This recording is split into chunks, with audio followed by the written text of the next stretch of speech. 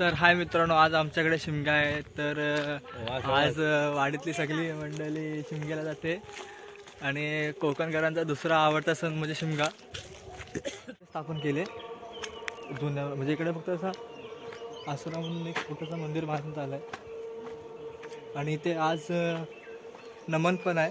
तर नमनाचे पण व्हिडिओ टाका. तात्काळच्या पोरांना शायनिंग बघा, शायनिंग बघ बघा. जुन्या काळात बांधलेलं मंदिर एकदम फाड्या बिड्या बघा कसं आहे.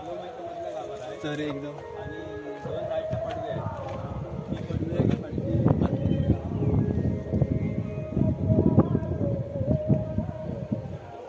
एकदम प्राचीन मंदिर आहे बघण्यासारखे.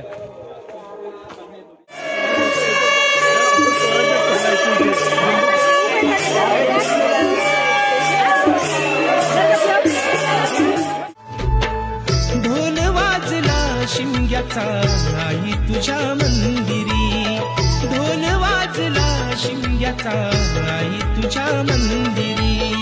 देव माझा एक वर्षाने येणार आमच्या घरी, देव माझा एक वर्षाने